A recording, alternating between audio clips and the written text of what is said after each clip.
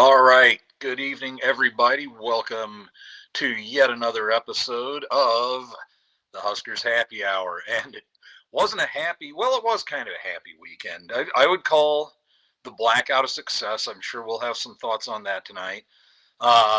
Lost the game, lost Dylan for the year. Obviously, didn't end up like we wanted, but it was still great energy at the stadium. It's as fired up and as loud as I've heard the crowd in a while. Let me know on your thoughts on this. I thought they might have even been a little more whipped up than they were for Colorado last year, and I don't know, maybe beer sales at the stadium and a whole day to get a little gassed up might have helped with that. Sure didn't hurt, did it? But anyway, yeah, we got a lot to talk about tonight. Let me make sure I've got my right notes up here. And I do.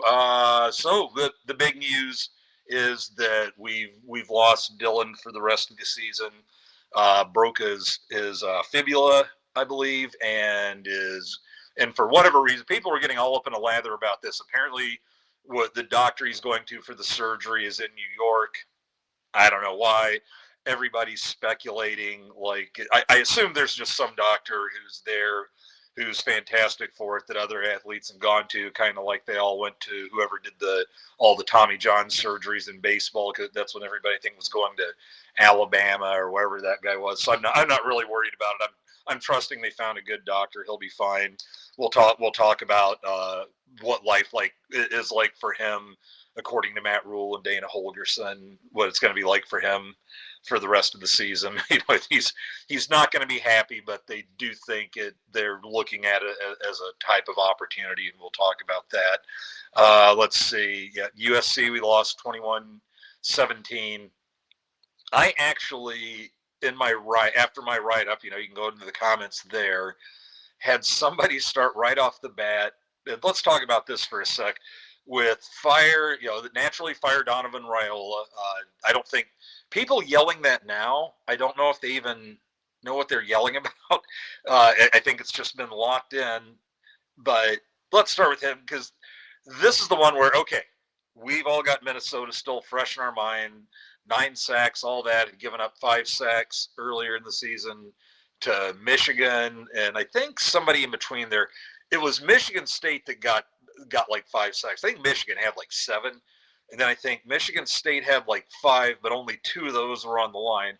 Well, since that game, they only gave Northwestern only got 1 sack, and Southern Cal only got 1 sack.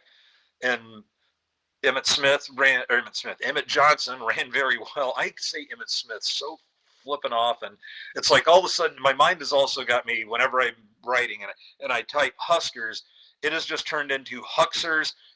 Tap, tap, tap, tap, tap, Huskers. Frustrating. Well, anyway, that's kind of like that with calling Emmett Johnson, Emmett Smith. Well, Emmett Johnson has become one of the best running backs in the country this year. Last week, after last week's games, he was the only running back in the country with over 1,000 yards from scrimmage, has a few hundred yards receiving. This week, he went over 1,000 yards rushing. There's only 2 people in the country over 1,000 yards rushing right now. I have a feeling Justice Haynes is the other one, unless it's Love from Notre Dame. But I believe it might be Haynes, and Haynes is now, it sounds like Haynes is done for the year.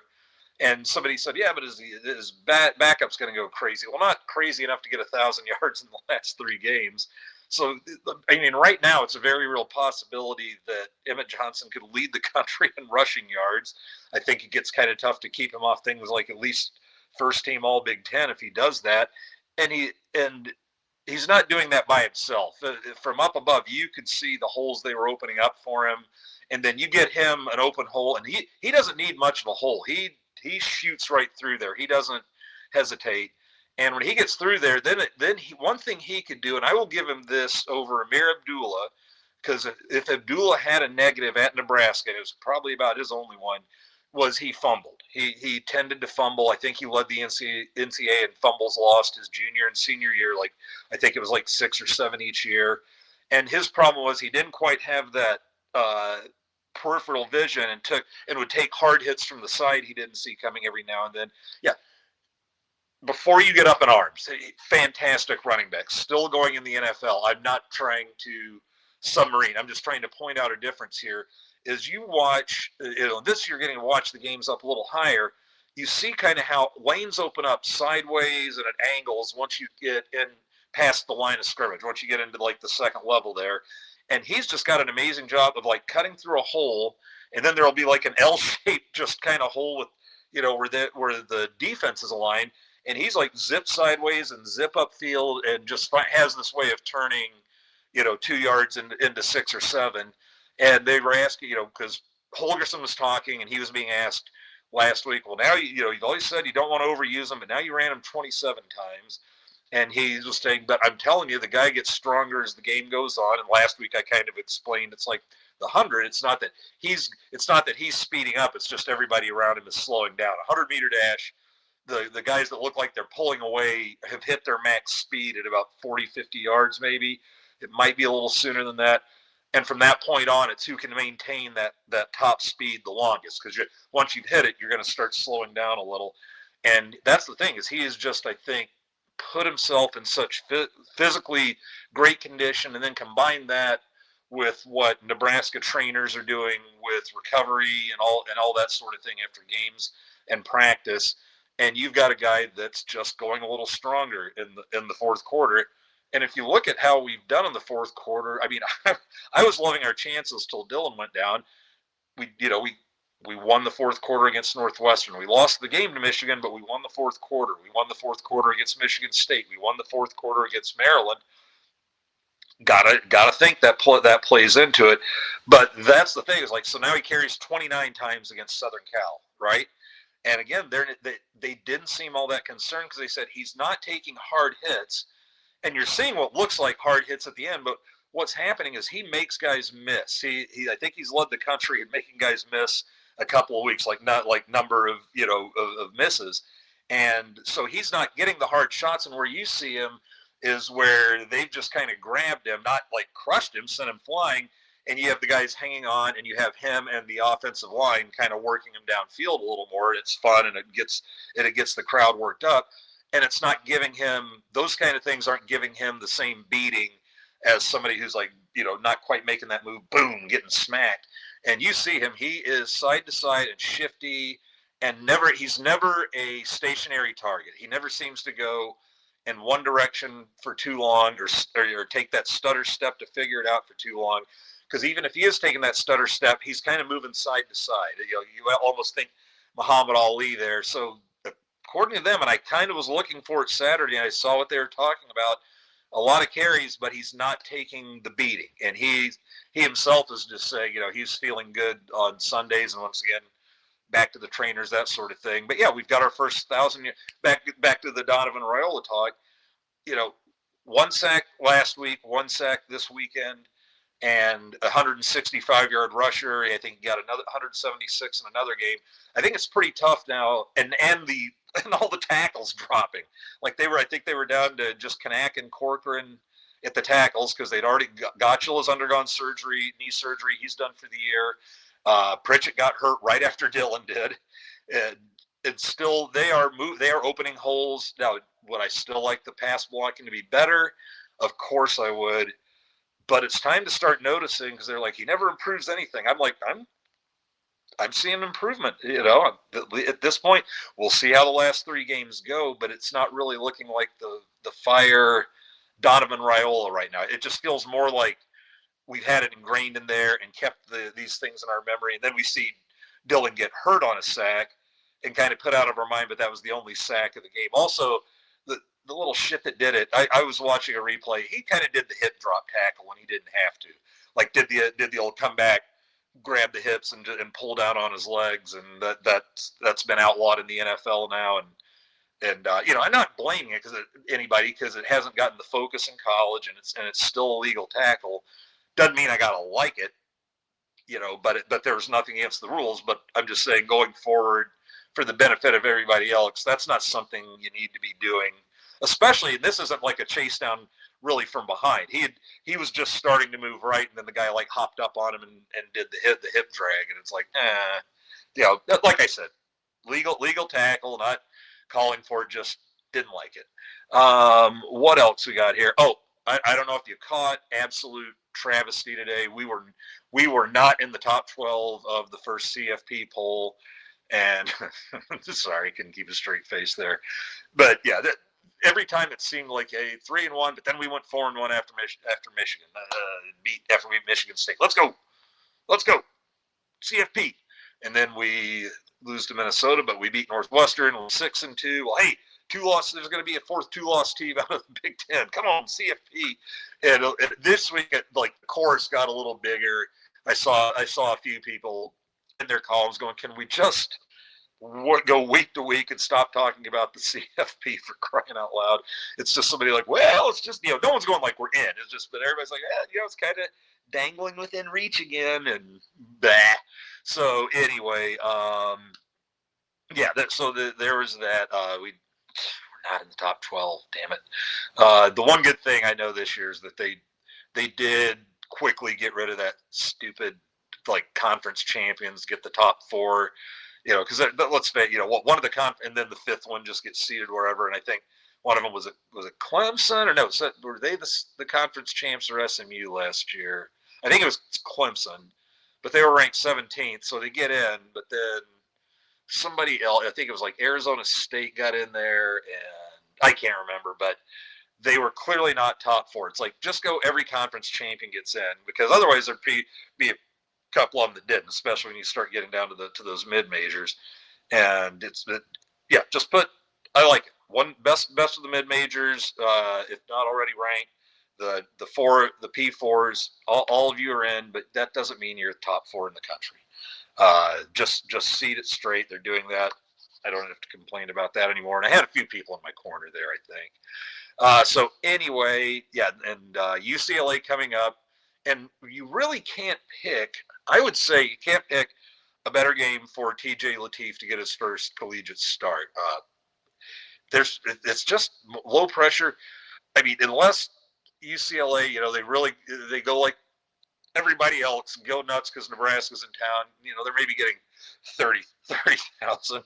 I mean, I don't think they're getting 25,000 to their games. I know after they beat Penn State, one of the funniest videos I saw was, here's the stadium just mostly empty, and this one dude takes off, storms the field, one guy, and is running around 5 security guards that, are just security guards because they're buddies with somebody, and because these guys are always feel like they're about 83 years old or 150 pounds overweight. They're just somebody's old buddy, and their job is to just threaten the children, threaten small people, and stuff like that.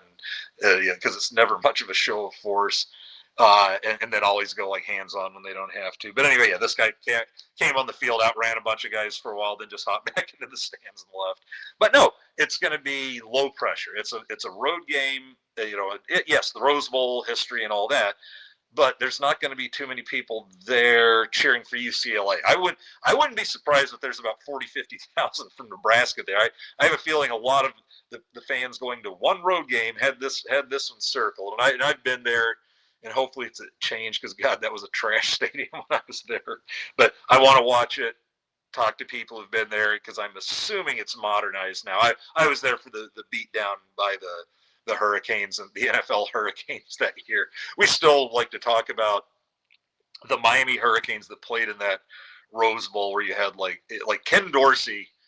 I remember my ex-wife and I were sitting with a bunch of Hurricanes fans, and the ones around us were pretty nice. And what was funny was they're like, well, Eric Crouch didn't deserve that Heisman. Ken Dorsey did. And I was like, Ken Dorsey, the Heisman? I said, best player in America? I said, he's the 15th best player on Miami. I mean, you had Jonathan Vilma, Ed Reed, who Crouch smoked on one long run, Andre Johnson, Jeremy Shockey, Kellen Winslow Jr. was Jeremy Shockey's backup, I think. Frank, or who was their starting? Would that have been, oh, shoot.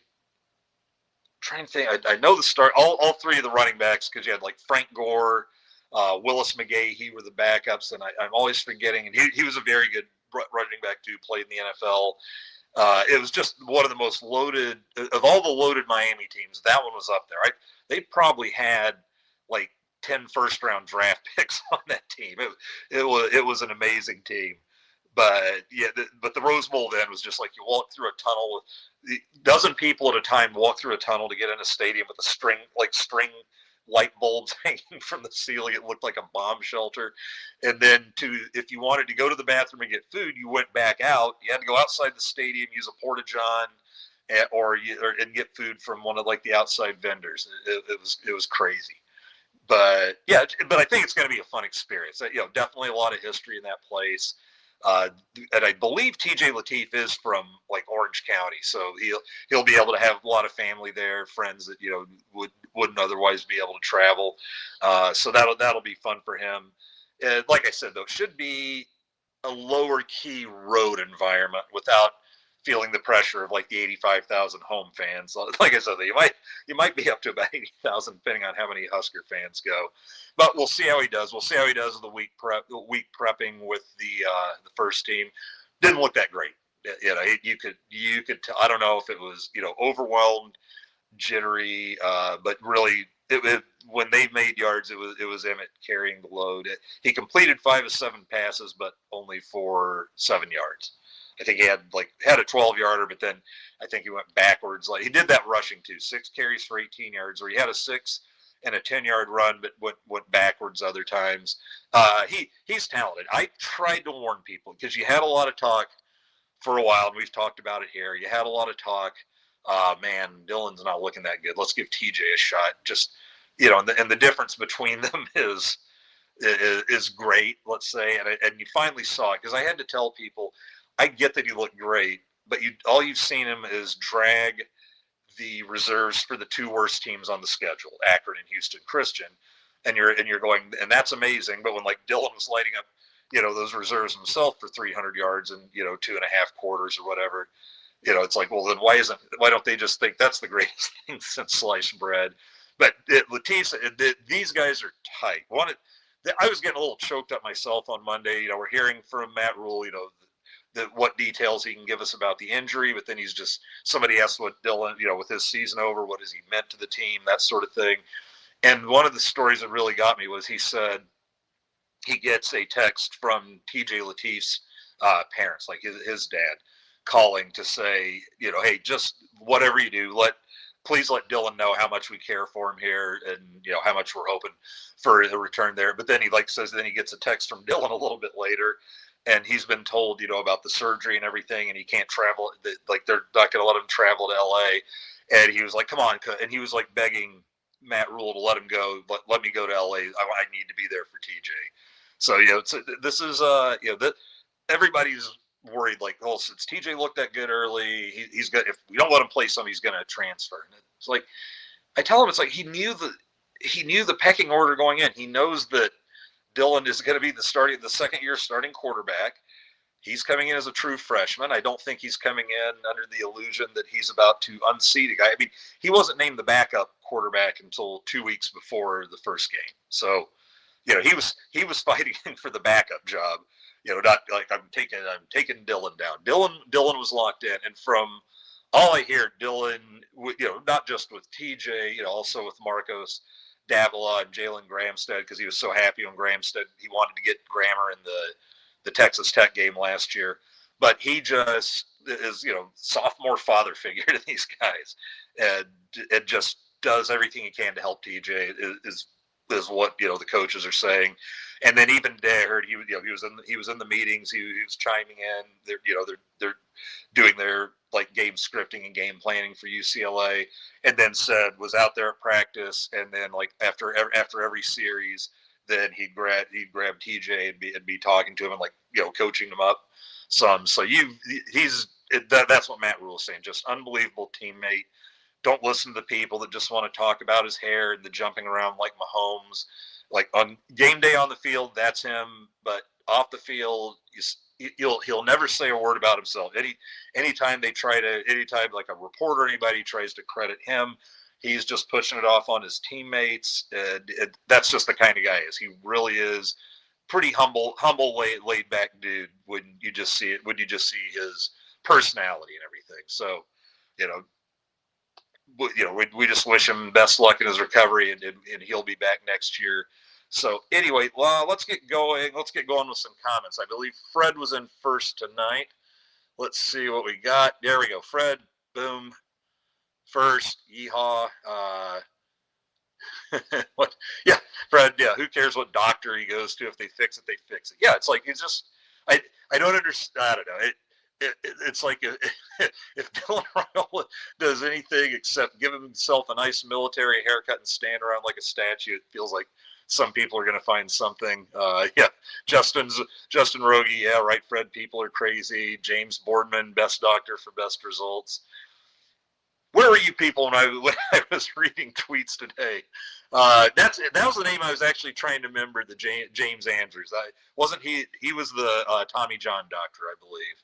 Let's see. Okay, Fred says I still scream we fired Donovan. Zadiska says we've had poor development under him thus far. I would fight that on guys like Bryce Benhart. When Donovan Raiola arrived, everybody was calling him the biggest bum bust of a 4-star lineman recruit we'd seen, and he ends up, at least honorable mention All Big Ten, and consider that was quite a move up from revolving door. I think it was at right tackle. He also suggested an offensive tackle coach and Donovan coach or interior O-line. Yeah, I'm telling you what, we're in the world where we can do that now. That might not be the worst suggestion. That's a big. You look at it, the number of guys in certain groups. And one guy coaching them each time, like, here's Sat coaching tight ends. He's got like 4 or 5 tight ends, something like, probably like 6 if you drop down a ways. Offensive line, I think another coach would be fantastic. What's that? There's probably like 16, 17 of those guys on the roster.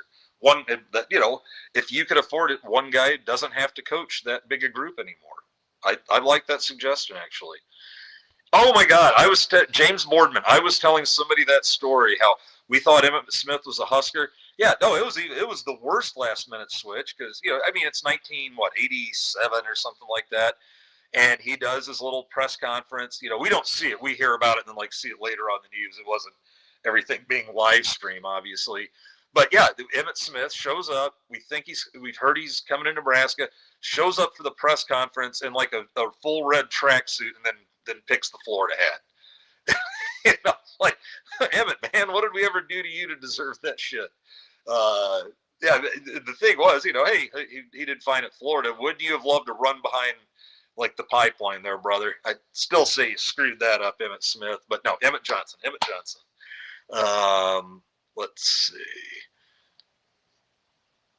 Well, then Fred says, I'm fine with Emmett Smith not being a Husker prevented me from potentially having to root for a Cowboy player. Yeah, but come on, butterfly effect. If he goes to Nebraska, that causes all kinds of ripples. And what are the odds of him still getting selected by the Cowboys? Something about that pick probably ends up with Dallas finishing just a little bit different at some point, and somebody else getting that pick or Dallas not taking that pick.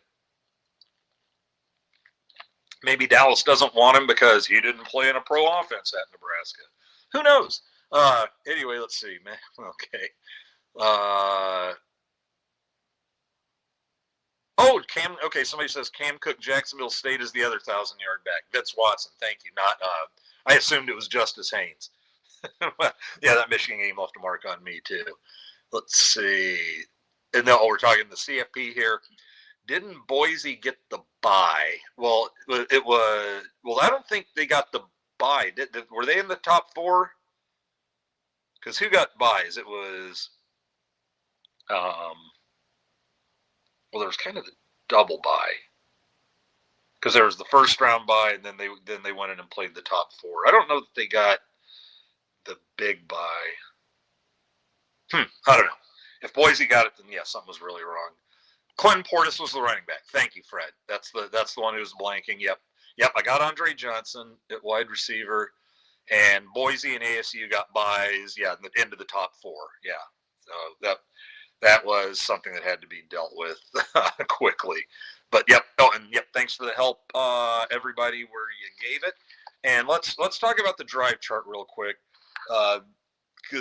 Somebody wanted Holgerson fired, and I'm like, well. It started off all right. We roll down the field on the first drive. the second drive, we're 3 and out and punt. The next one, we go about 20 yards and punt.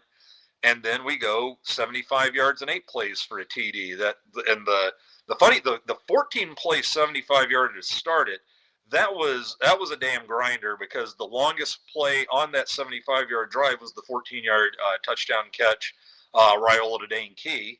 And then on the next one, we get the big play is a 23-yarder to Luke, and then the pass interference. Like we get them running over 2 receivers early in the game. I call it double jeopardy in the title of the article, or double standards, and that's what pass interference calls were that game. Screw you, Big Ten refs, you did it again. It's like we get 2 guys run over in the first half early on, no call. Then they finally run over Dane Key as he's thrown to him in the end zone, and then that one's even more blatant, so they call that. And then in the second half, they call a couple of pretty dicey ones on us. I can't remember who the first was on. Was that Marshall who got it? But whoever it was actually looked to have the better angle and a better chance to catch the ball. And they were both kind of scrapping. And I'm sorry, if we've got the angle, that's probably a no call. But if you got to do it, that's offensive. And then the next one, I don't think Sean Bradley could have caught that with a pool net. But, that was one thrown way out of bounds, but they called pass interference on that. Yeah, screw you. But anyway, so we get on the last drive, our last drive of the first half, we get the call on Dane Key, and then Emmett, they just hit that beautiful trap up the middle for a 10-yard touchdown run by Emmett. And that is a great one. If you want to go watch somebody just blow through a hole, they opened up just enough of a hole, and Emmett was booming through it before it could close. And then made a little cut, took it into the end zone. And so we're sitting there up 14-6. They had a couple long drives, and they're getting those chunk running plays on us. And they have a couple of long drives there, but we hold them to field goals. Black shirts were amazing. We'll talk about that a little. Look, let's just finish the drive. Then in the second half, we come out, we want points, we go 3 and out, have to punt. And then I think that's when Marshall picks one off. We get it right back. We're in USC territory. We're waiting to score something, start blowing the roof off this place, and bang, injury, fumble, Dylan's out. And after that, we go we go 6 plays, 20 yards. We have the whole debacle, which you guys can talk about that. Give me your thoughts on that later on too. The 2 timeouts that we're going for it with the tush push. Fuck it, let's talk about it now. And then we call 1 timeout, and then we call another timeout. Now here's the thing: if we're going to try that tush push again, I'm all for the 52-yard field goal attempt. That has not worked when we've made it. It's been for really short yardage, and we're barely making it. And if it's being done successfully, you watch the Eagles, they're shoving that. If they're on the 2, they're shoving that thing like 2 yards into the end zone. It's 3-4 yards. And we can't get a yard. And I would tell you what, I would probably rather put Dylan under center than Harburg for that. Because Dylan's about 6'2", 6'2", 6'1", 6'2", probably 6'2", about 230, 225 the lightest. So a lot lower than 6'5". I mean, 6'5", 240, but he can't get. He's 6'5". He can't get as low on those as the quarterback, and they just never seem to be able to really get him anywhere. So I'm fine with that. Now, if you want to start doing really interesting things like some traps, because it seems like if they don't do the tush push, then they do the thing where they're just lining up Emmett and just basically loading one side up a little and just announcing the hole, and we dare you to stop it, and they stop it a lot.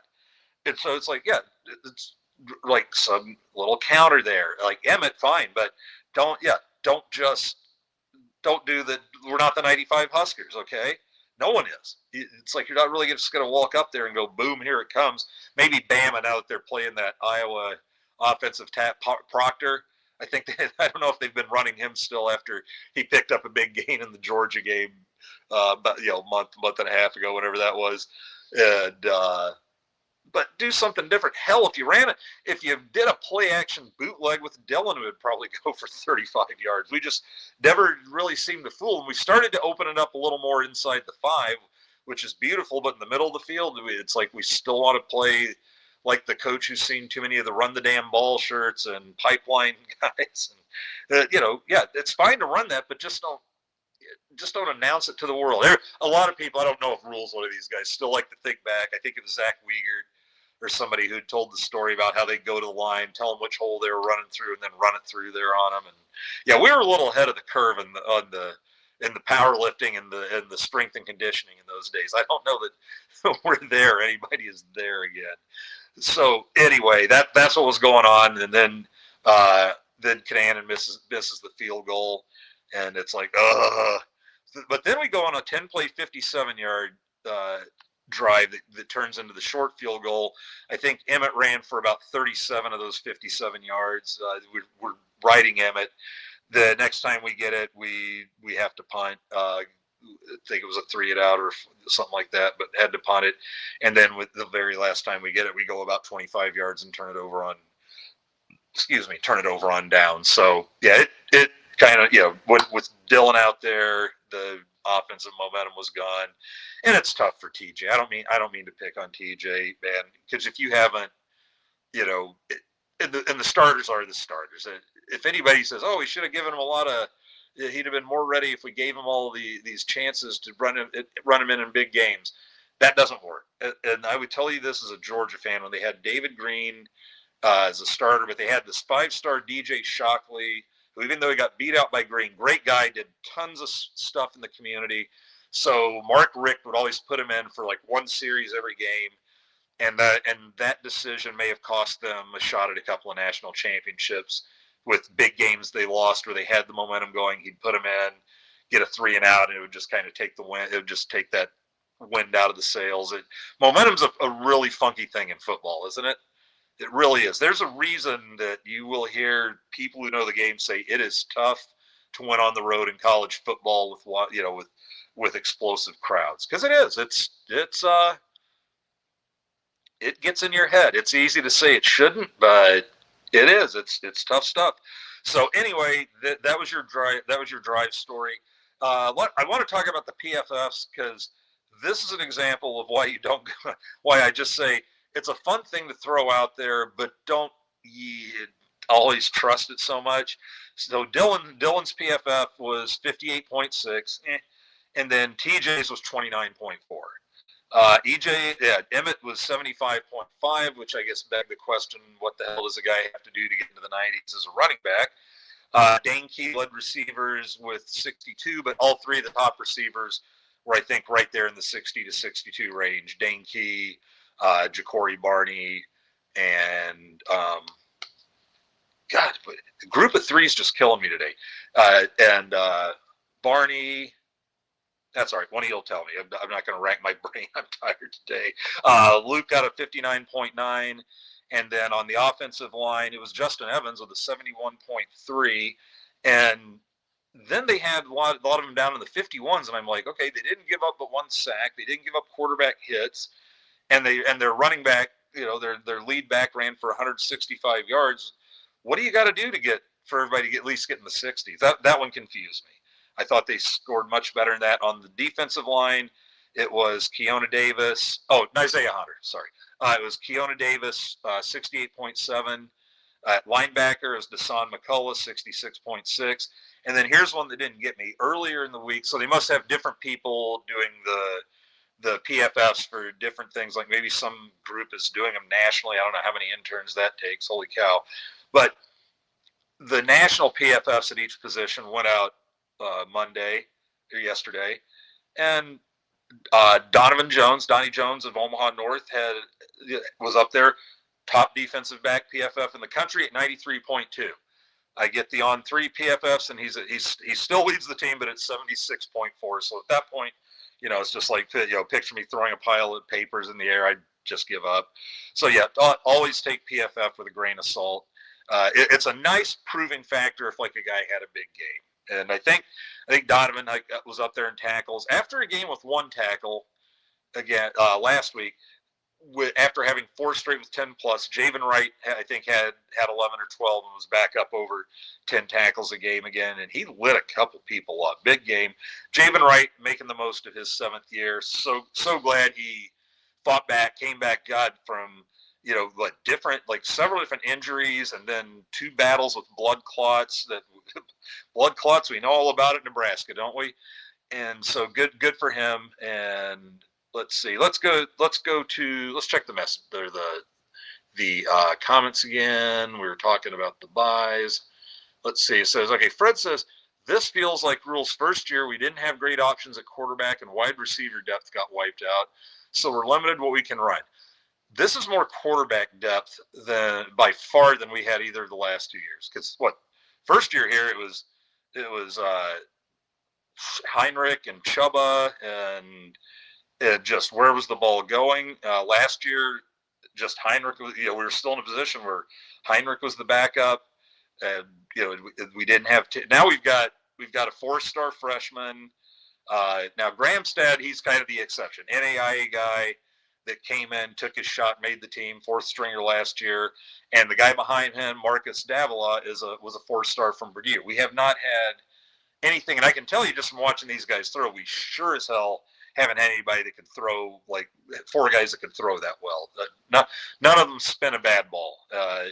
This is by far the most quarterback talent we've had, and it's just going to get better. You got Dylan Raiola coming in, you got Trey Taylor coming in. It's just going to get better and better. So yeah, he's building it up, and then wide receiver depth. This is again by far the most wide receiver talent. And I know I've talked to you guys about this before, but if you watched the film guy on YouTube who breaks it all down, he was the one just in the pinstripe bowl marveling. It's like he's like, Dylan Raiola is doing nothing really wrong here. He pointed out like maybe one or two mistakes where he could have made a different read or should have done this sooner. But other than that, he's going, look at this, man. There's nobody open. He doesn't have any dudes, because last year he had Ja'Cory Barney, who was much more methodical in his route running instead of just didn't like having it so ingrained that he didn't have to think about it and could go full blast. And I don't know if that's happening again now, because after a few huge games, it seems like he's not as open as much anymore. But it also, they haven't been trying as much a little deeper. I mean, he's the one that basically kind of made the catch that Raiola hit him deep when he broke off. He saw the opening and broke off his route against Michigan State into the wind. And so we get a quick touchdown into the wind and then dominate that fourth quarter. That's his last real. I'd have to look back and see what he did against Maryland, but I think that was maybe his last really big game. And then it was Hunter taking over for a while, and Hunter still led the team in catches and yards, but Dane Key had both of his catches were really big catches on Saturday. So anyway, Dylan, okay, he was like 10 of 12 at halftime, but then 0-3 real quick before he went out. So he was 10 of 15 for 91 with a touchdown, no picks.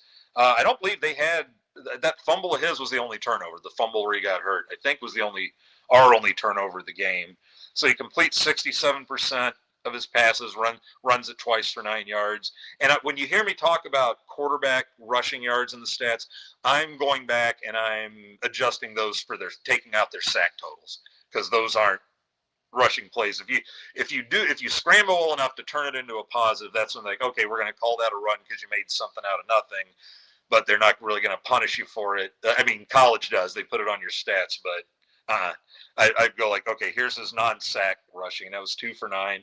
And then you had because you look at Nico, I'm going to just throw this stat out there as a confirmation on that, is Nico Iamaleava for UCLA. He's been sacked 19 times for minus 108 yards. And you take that out, he's already, with his sacks, he's the leading rusher on the team with 380-something yards. And you take those out, and he's carried 62 times for 496 yards and 8 yards a clip. A buddy of mine was saying, holy crap, I think he was kind of not realizing that my Vea's pretty sneaky fast, and he hits those corners pretty hard. But yeah, Iamaleava's a better runner. Not that great a passer, I don't think. I think we're going to hold him to one of those black shirt under 100-yard games that we almost held Iamaleava to till he hit that 43-yard bomb. But he 862 carries, 496 yards, 8 yards a carry. That's what Iamaleava brings to the table, and that's why Maeva's rushing stats look better, because I think we actually sacked him 3 times. Well, anyway. And then TJ 5 of 7 for 7 yards. So he completes 71%, but averages 1 yard per completion, which, is unacceptable. And then carries 6 times for 18 yards. then here's Emmett, our fucking guy. Here I'm gonna bring in. He's flipping me off, so I'm bringing him in now. Here comes Don Johnston is gonna join us. John, how you doing? Tell him I was flipping you off. Yeah, I did. Why wouldn't I? That makes no fucking sense. But anyway, I wanted to show up respectable.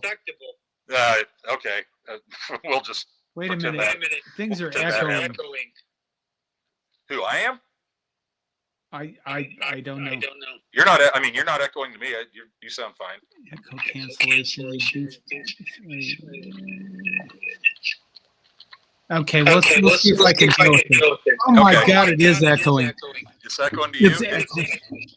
Okay, well, if anybody out there is hearing John echo, throw it in the comments. No, go into your StreamYard settings. There's Fred flipping it. Fred said flipping Andy off and echoing like an SOB. I am echoing. I mean, I don't hear it, but Fred said he heard it. Yep, there. Stephen Villain says, "Yep, echoing." All right, I'll be back. Okay, do what you can, man. Sometimes just a restart helps me. All right, thanks, John. Clap, clap, clap. We'll get him back here. Let's see where we at. Okay, we were talking about like wide receiver depth, and then I was going into the stats. I'm trying to knock those out so we can keep going with the comments here. But okay, Emmett carries it 29 times, 165 yards, 5.7 a carry, 1 touchdown, long run of 23. And then he also catches a couple passes, two catches for 15 yards. So he has 180 total yards on the night, and he is keeping his march going towards becoming Nebraska's all-time running back receptions leader. So anyway, yeah, let's get it. Let's keep going with the comments here. Where were we? Okay, here we go. Marshall got the PI. Terrible call. Here's the other terrible call thing that was, what the, oh, doggone it. Hold on. Somebody went playing with the pictures here. God, this is just turning in. John comes in and just turns the whole thing into a clusterfuck. What the hell? Let me go switch my background first, which got switched. Thank you everyone for your patience. There we go. We're back to that. Now let's see if I can go back and get my right guy up here. There we go. And it says Fred Sacco. Oh, that's because of the comment. Okay. Let's get the brand color back to Go Big Red. All right. Why am I down in the corner? Okay, let's see. John's back. Let's see what happens when I bring him back. Okay, well, we're kind of side by side. What did you do? Let's see. Let me get comment back off of here. Okay. Hide you. And let's see. The style. Now I'm kind of down the picture. Is that it? No. Wait a minute. There we go. All right. Now we're back in little boxes. Okay. Good to go. Yeah. See, I even got my new blackout background in. All right. Say something, John. Can't hear you. Hi. There we go. There you go. There you go. It's all right. Yep. Let's see. Hello. John. Johnson. Wait, now they're going. Let's see. Is he echoing still? I see he's not muted anymore. Somebody will get something up there. All right, let's see. I'll go back. Yeah, no one's saying anything yet. All right, let's see. Rules first year. Got that. Okay, here's one I'll agree with. Our short yardage play calling ain't so hot. Run a damn bootleg. Nobody would expect it. That's one of the things I just said. If they ever ran a bootleg with Raiola, now with Lateef, they'll probably be watching more for it. I think Raiola would have taken a bootleg about 30 yards on a 3rd and 1 or a 4th and 1. But yeah, they still think that a tush push with a 6'5" quarterback is going to get low enough to help that out. And I'd say Raiola can run the tush push better than Harbury. But yeah, traps. Don't just go for a tush push or the old line it up and tell the other team, here's where we're coming with Emmett, and get stopped for a third of a yard. I mean, what are your thoughts on that, John? Because we were talking about that in Slack the other day in the chat. Going for it on 4th and 1? Well, our play calling in general in the short yardage, where you were having saying like our play calling's a red flag, and we determined yes, it's these 4th and shorts where we just can't get anything, and everybody else. Our offensive line can't get any spread. Can he push? Well, I would say I would spread us out. Yeah, and that's I'd say they could probably get a push if we don't, because what we do is when we run straight ahead, we're letting them know no one does this. We're letting them know we're coming at that spot. We dare you to stop us, and Akron stops us. I can't say we don't get any push. They were ripping holes open left and right on Southern Cal Saturday. They can run block, but for God's sake, don't just tell them, just don't tell them like, here's the spot. I want you to do something. Go to your audio settings in StreamYard. Okay, where are those? Just down a little the gear there? thing. Okay. And go to audio. Gotcha. And click on echo cancellation. Okay, it's checked. It is? Yeah, let me uncheck it and check it again. But it was checked, okay. Yeah. That's one I usually check on just because I used to echo. I don't get it. Because it is still echoing. Is it? Let's see. Still an echo. Well, do you have any headphones? I do not. I got a new microphone, but I don't have it on tonight because I forgot to charge it. It doesn't have a super long charge.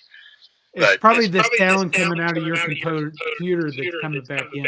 Let me try one quick thing. Hold on. You do something and I'll talk for a while. You do that. Well, I'll be 2 feet away. What? How's everybody doing? Oh, you're electric. I haven't done this for a while. I went down to the lake and I recorded a video today about the rest of the season. And what did you have to say without blowing the whole? Well, I can't give it all away. Well, what's a good reason to tune in and watch your video? The headline is. Well, I talked about being happy. Okay. Is anybody ever happy with their sports teams? I was pretty happy. I was mad to lose that game, but I took a lot of damn positives from that game. I really did. I fully believe we win that game if Dylan's in there. We've been owning the fourth quarter. So. Yeah, we've turned into kind of a fourth quarter team this season. But let's put it this way: not the 3. I was going to say the 3 years, the 10 years. Like before this. If we didn't have a big lead going into the fourth, I was just like, well, how's this one? How are we going to do it this time? And it wasn't me being like the asshole booming it to the world like a lot of people like to do. It's just in my head. I'm like, I really hope we win, but I have no confidence whatsoever. And then we lose the game, but won the fourth quarter against Michigan. We won the fourth quarter, and we won the end of the game against Cincinnati. Like they didn't hand it to us. Like we went and took it, and then we won the fourth quarter against Michigan State, against Maryland. We have the horrible game at Minnesota, and then we win the fourth quarter with Northwestern in town. It's like that's just like I'm still like trying to wrap my head around that. A team that multiple fourth quarter wins in one season, and there's still people looking like we lost, so it's everything sucks. Fire. One guy went fire John Butler, and I was starting to talk about that after my column, after my recap. Fire John Butler. We just held USC to their worst offensive showing in over 2 years. They had 337 yards, lowest of the season, like lowest since 23, I think they said. And Notre Dame held them to like 396, and they were jumping up and down because they were like the first team to hold them under 400 in however long. Jaden Maivea has his work, like not close, has his 9 to 23. This is the number one passing attack in the country, 300 and something yards a game. We held him to like 143. And even with his running, he still is under 200 total yards for the game. And yes, we gave up chunk runs. And Matt Rule said yesterday, he goes, I admit it. Or was that Holgerson today? It was one of them. They're like, no, maybe it was both of them. We're like, no way in hell do I like to give up 200 yards a game rushing. Butler would say, I don't like to do that. That's still something. I don't like giving up those chunk runs. but you still held them to 21 points as their lowest scoring output all season. And then some guys going, fire John Butler. Like, did anybody say anything about the counter? About the counter? Yeah, stopping the counter G, counter sweep, counter trade, you whichever mean you stopping want to read. it. No, they weren't getting real specific. They just want firings. Well, I mean, did the coaches say anything about that? Did John Butler? No, I listened. I didn't go down today, but I watched and listened to the whole thing, and he didn't really get specifically into that. I don't know.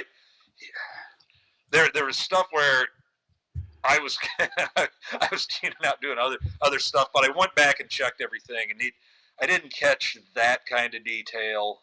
He's such a football nerd too, and I mean that in the greatest way, because even his players say he just wants to talk football and the X's and O's all the time.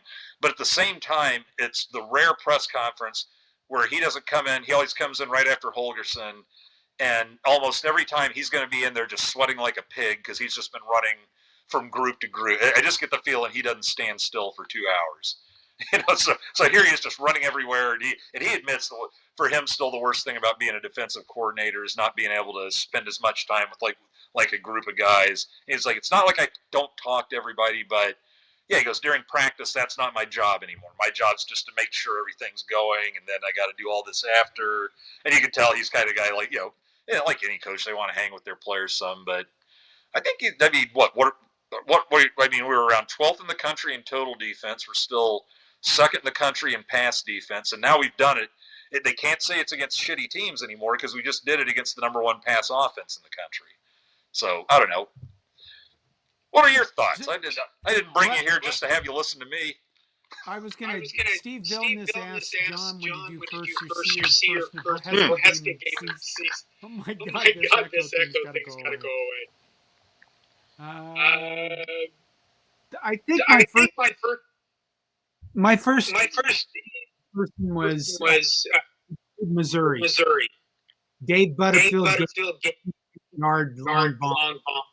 I'm going to say it was in 1978. So we had color TV by then. You sons of bitches in the comments.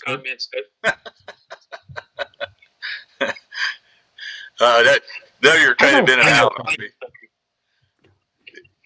Hey, here's one I saw. Is I agree with this a little bit, but I know some of this comes from the Minnesota game too. But EJ's pass blocking is horrible.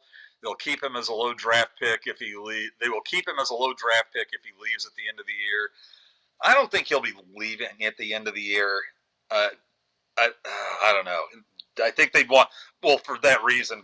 But the one I still remember, I think a lot of people have it in their head, is when they let the middle linebacker just come up the gut untouched on one play, and Emmett was back blocking, and the guy just literally launched himself into Emmett and used Emmett to cream Dylan, which was something I hadn't seen before, and I really couldn't blame Emmett for that one, because that's just what happens when 240 pounds meets 200 or 205 pounds at a full speed while 205 is standing still. John, are you still there? I see a little. I'm breaking shit all over the place. Oh, that sounded better though. So maybe what if putting a picture is that a cat with a derby on or something? It's really tiny on my screen. But that is my icon on my history channel. Oh, okay. It actually is the sun from about 1908 wearing a football helmet. Okay. Like I said, it's about a third of an inch on my screen, so I don't want to go like that. Let's see what else. Our short yardage. This is Fred. I think we taught our short yardage play calling, run a bootleg, and then I think we're talking back to the 90s. Yeah, we were. Oh, come on, you. We were way ahead of the curve in strength and conditioning and potentially vitamins. Yeah, we had a few guys, we won't name names, that after dominating the college football scene went to the NFL and didn't exactly set the world on fire, which I don't know. It's that would have been about the time the NFL was kind of going, all right, the roids are getting out of hand. Let's see.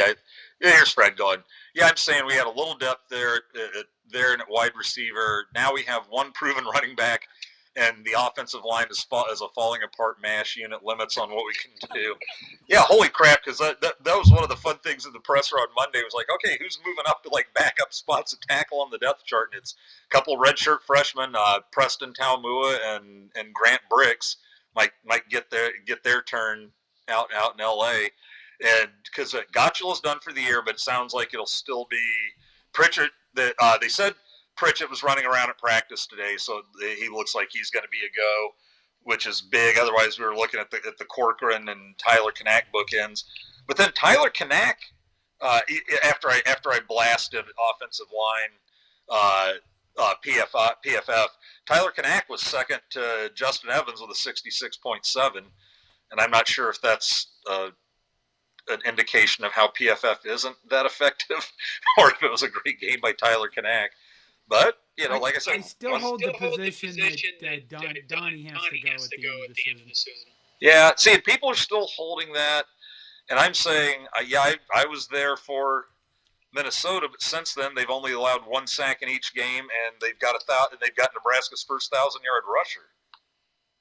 Okay, I mean, those are good counterpoints. Yeah, so that's what I'm just saying. It may not be because because I've always felt every year he's been here, they slowly get better as the season goes on, and now it seems like that might be happening again. I don't know, but yeah, that Minnesota game's tough to wash from the mind though. Let's see. Well, they weren't prepared to play that. Yeah, and that's the thing is now. Good grief! It's like it's like all three of our original, or I guess, well, now we've got Pritchett back, but at one point there, all of our four starting tackles, with the oars to start the year, were injured, and three are out for the year. But Pritchett's coming back. Okay. Sounds like he's made his peace with Holgerson and them too. Holgerson loves the guy now. But go ahead. 2023 recruiting class. Of offensive linemen. Okay. Who is on it? I don't know. I assume you got it in front of you? Yeah. No, I'm gonna. You know what I'm gonna do? I can split screen it. James do an article about it. Okay. Have Mr. Put Mr. Plow on.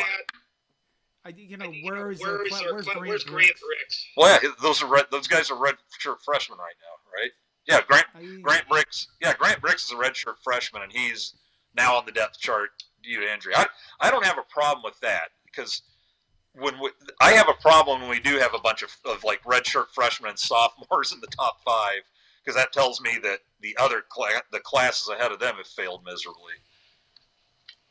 I don't want guys starting until they're at least redshirt sophomores, like their third year. Until their second year. Yeah, I'd go third years, unless you get like a Raiola. Who's the other? Fanuti. Oh, the coach? No, Tonio Fanuti. He was like an All-American. I just remember him and Dominic Raiola being the only two I can remember playing as freshmen or redshirt freshmen. I think incognito too, but I don't want that kind of freaking weirdness again. Okay, we got Grant. Yep. We got Gibson Pyle. Yep. Redshirt freshman. Preston Taumua. Yep, that's the other one. Fresh redshirt freshman. Jake Peters at Iowa. They like him. They do talk about him, but they like everybody. Finney. Don't remember him. Are any of these guys going to contribute? Well, what I'd look for, because you're looking at what the 2000. I'm looking at the roster.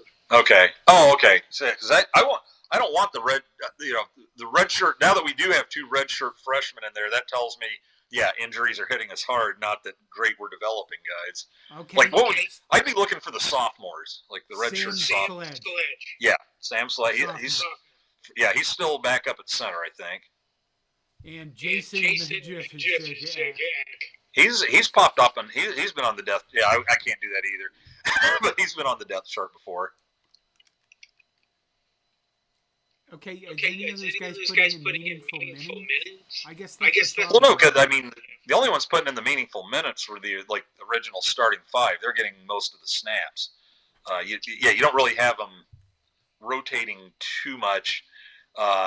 But yeah, those are like those. There's guys in there that I've seen up at number 2 on the depth chart, like Sledge and Jason M. Let's see. Well, here. I used to know how to pronounce that name. Oh, I don't know how to pronounce it when I'm looking at it in front of me. You kidding? Majeski. Let's call it that. Sounds like a good way to sweep through there. Let me throw it in another direction here because I was about to get to the UCLA stats. And Nico Maleva, famous for wanting more NIL money from Tennessee turning him down and inviting him not back from the team. He signs with UCLA. Everybody screamed bloody murder. This is ridiculous. It's ruining the game. And I pointed out, it looks to me like it worked exactly how you wanted it to. The kid has, in my mind, the kid has every right to ask for more money, and Tennessee is therefore has every right to go no and get away. You're pissing us off and you're fucking up our locker room. So to me, that was the system working. And then now go play in UCLA for less money.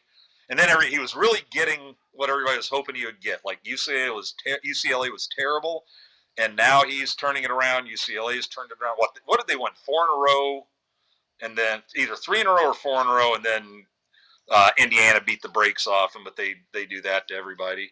That's true. Right. So, but Iamaleava right now, he's 148 for 234, 63% completion, 1,468 yards, 10 touchdowns, 7 interceptions.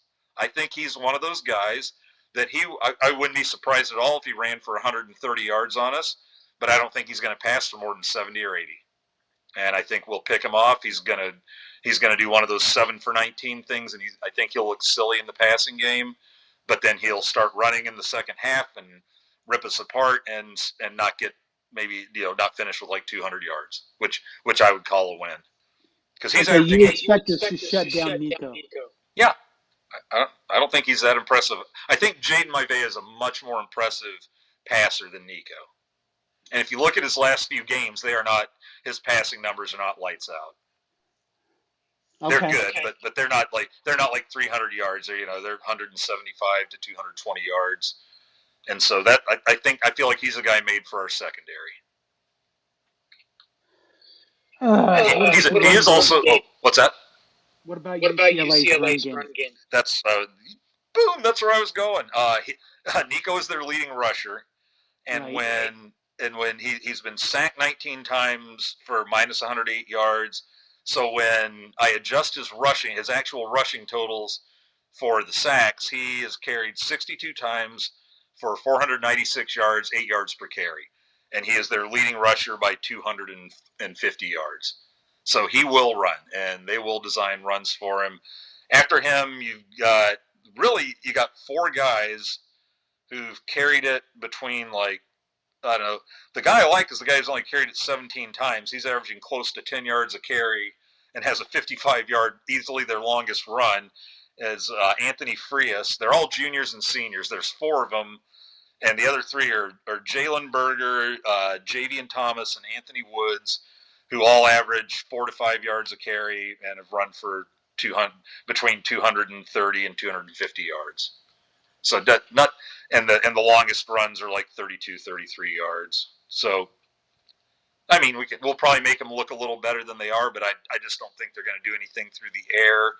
It will be if we can keep Iamaleava just from breaking runs left and right. If we, like somebody pointed out, and I was like, oh, bang, that's true, was one good thing is, yes, they gave up a lot of like the 13, 15-yard rushes, but with, they were telling Butler that, but none of the 60-yard runs, none of the Haynes for 75, the Underwood for 40, none of those huge runs. And so that kept it. There wasn't any play where boom, they're gone. There's a touchdown and the air's out of the crowd, which I liked. And then they've got one receiver who has 31 catches for 382 yards, Quasi Gilmer. He's as long as a 43-yarder. And after him, no one else has caught more than 15. So he's got quite twice as many, and then they've got about 4 or 5 other guys they spread it around too. What? Are you reading funny jokes and you're not telling me? No, I'm having issues. I probably should have. I am running. Oh God, how do I say this? I am running an AI voice training module on my computer while I'm doing this, and I'm wondering if it's causing issues. Yeah, I don't know. It's funny. It's You like know- I was going back through the comments, and I got backed up a little and came to the one where Fred said, "Flipping Andy off and echoing like an SOB." I'll be back in 2 minutes, 3 minutes. Okay, go ahead. I'm going to All jump in. I'm going to start running through the comments again. Please come back, sir.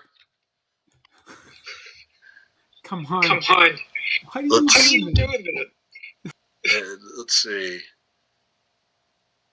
And when we were talking, okay, and one thing I saw, because we were talking about our short yardage difficulties, which we seem to be in agreement on. And I'll say it again: if you haven't figured it out, obviously I have no problem with anyone disagreeing with me. It's like even come in with the insults respectfully, I guess. But I don't want to get to the point where I'm starting to insult everybody. But no, disagreeing is fine. There's the ones who know best. As much as we hate to admit it, are probably the coaches who do this for a living and are around it, God knows how many hours a week. So we got to keep second guessing them as much as possible. Yeah, Fred had said, we failed a 4th and short versus Houston Christian. We also failed a 4th and short against Akron. Remember that on the goal line we failed one. And as Mark Ryan says, welcome Mark.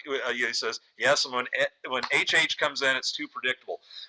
It is. It's like if they ever had him throw a damn pass, 75-yard touchdown, because they come in and they know it's either going to be like, it's like if it's not for a yard, it's going to be him trying to run around the end, so they're going to stretch it out.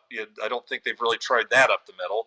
If it's 4th and 1 or something like that, he's going to come in, run it right up the middle, and the tush push isn't going to go anywhere. It's. I don't know why it's so difficult. Why the short yardage stuff shouldn't be that tough. Just don't be afraid to ram it in there, but don't announce it to the world. I don't know how better to put it. It's just when you see him and they've got the extra back end to block, and he's off to the right side, and they got one extra blocker on the right side. That's just if you put that thing off the left side after maybe faking to one of the upbacks there, it's a goner. But we just never seem to do that. If we're going to take around in, we're back in the shotgun and spreading out, so they're not expecting a lot up the middle there. I don't know. And I got to admit that, a guy who's had so much success as an offensive coordinator that I'm second guessing Dana Holgerson at this point. I would tell you it'd be high comedy if Dana was in the room, because Dana is one of the sassiest guy. He will smart ass the hell out of people, and he's not doing it in the nasty way. And if he gets one off too hard, he'll apologize. But there's times where somebody will ask a question, and you just see Dana get the look on his face, and I'm just making sure that my transcriber's going, because I want to tweet that one out as quick as possible. Oh brother, let's see. Go down here. We're talking football back in the day, and talking set. Well, Mark Ryan said our D was stellar. Let me see. Was that what period are we talking? We're talking 78. See, and what I remember was our D was stellar just because it's like we weren't super fast then as a team. That it was kind of what got exposed by Miami in '83 or whatever that was, where these guys are fast and they jumped up 17-0. And we've just got a bunch of slow, maybe converted wide receivers in our defensive backfield, and they were just getting dragged. And then it was when Dave McBride went to Miami, like 90 or 91, because coaches are always doing clinics and learned the 4-3, popped it in at Nebraska. But Miami's secret was, because I remember at one point they had this dude who could supposedly run a 4.39, Rusty Medeiros, who was probably, back then defensive ends 225, and he's just coming off the end and he's unstoppable. And they said what Miami did was get fast linebackers, and then bulk them up to defensive ends while keeping their speed, and then get fast, strong safeties, bulk them up, make them into linebackers. So that's why they always looked a step faster than anybody else for was it 10 years where they just looked faster than everybody at every position almost, and then everybody started figuring out, hey, speed's as important as weightlifting. Like, Boyd Epley set a new standard for strength conditioning, but we weren't working at the speed so hard. We just wanted to make sure we got speedy guys for the skill positions, but we weren't necessarily, and this isn't just us, this is everybody. And Miami kind of jumped ahead of the line there for a while. I want to read this just because it's funny. John's first game was sponsored by Great Knee High, and there was a picture of a woman's ankle halfway showing. Yeah, that's about 7. Well, I won't say that's 78. Shit got sexy in the 70s. And what was funny was somebody said something once, and I realized it's probably true. Remembering I was a kid growing up in the 70s. I was born in '64. Was everybody thinks of the 60s as the hippies and the long hairs and all that, but so that hair didn't really start coming out till like 70, 71. So that became like that was more like the early 70s look that was the 60s. Let's see what we got here. I'm assuming I still sound okay after all this. I saw where somebody told me try push to talk, but no, everything's just on with us. So the one thing he tried was there is an echo cancel. I wonder why that one I have just set automatically. So unfortunately, when I tried to deal with echo cancellation, that's just what it was. So Steve Villainous says, I saw Nebraska in 1969 in Mel Gray was doing punt returns in Missouri. I guess Mel Gray did he end up with the St. Louis Cardinals receiving for Jim Hart? Am I thinking right there with Mel Gray? Yeah, it's like I'm not quite that old. I was like in '69, I would have been 8 and not really into the NFL yet. Still more Roadrunner and shit. Let's see. Mark Ryan says, I saw Floyd Little and Sonny Jurgensen in Mile High way back when. Nice. First Nebraska game was the late 60s. I moved to Nebraska in '77, but my first Nebraska game, I was going into 8th grade, but my first Nebraska game was the 68-0 New Mexico State game in '82. I think it was like second game of the year. It was the first home game. And my God, and then I thought that was funny because then I was at the 68-0 Akron game, and I think that was the first like 68-0 they'd laid on somebody. I was like, well, who'd have known that 43 years later I'd be watching another 68-zip game. All right, I can see that John is ready to give this the old school try. We're between comments. I got my spot marked. Let's try this. Let's see if we got that little bird with the hat on or whatever you said it was. Okay, we'll try it again. Do I live? There he goes. John, it's all you. Oh, it is? What? Are you echoing? Let's find out right away. I think it is. Is it? Yes. Skip down to you. Any confirmation there? Is John's sound?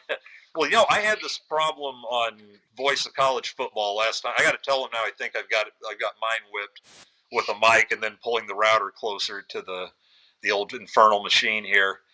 Yes, still echoing. But so I got to call him. Yeah. I had a whole echoing section where he had to turn his mic off for me to talk.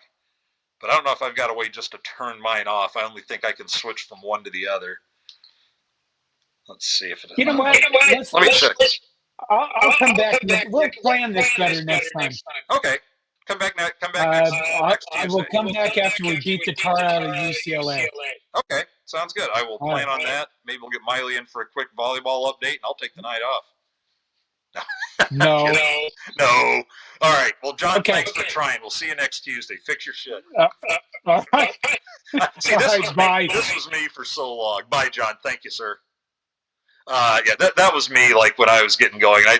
Some of you were there, and so thanks for the patience. I took it out on the softball fans first, because in the spring, I do the softball show. And I'm going to softball tomorrow night. They're having their last scrimmage, for those of you that care, and it's probably not too many, so I'll make this one fast. This is a team that's good enough to be top 10. They've got a number 2 pitcher, a freshman out of Gretna, Alexis Jensen, And in the inter-squad scrimmage, that's a pretty good scrimmage this year. That's a solid lineup. There's going to be some girls not hitting much that can flat hit, but love being Huskers. And Alexis Jensen, I watched her throw 4 innings and strike out 8 and only walk 1. So we've got somebody that, is up there kind of where, as Rhonda said, up near like Jordy Ball level talent when she was a freshman. Up near, I always forget the girl for Texas, but like Carlin Pickens from Tennessee or Ajari Kennedy from Texas Tech. With just one look, I will tell you, as a freshman, it looks like she can match them up, and our second starter problems are full. It was a nice night last time, and Miley went with me, and we had a good old time. But anyway, back to football. Let's see, where are we at? I think. Mark Ryan, did you offend someone? I didn't.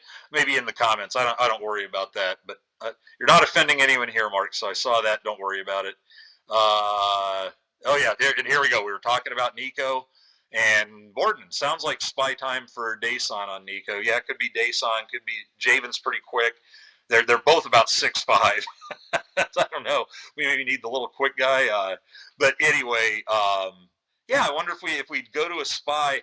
I remember one of my funniest things for a guy, that we know him, we love him, Bo Pelini, Mr. Defensive Coach.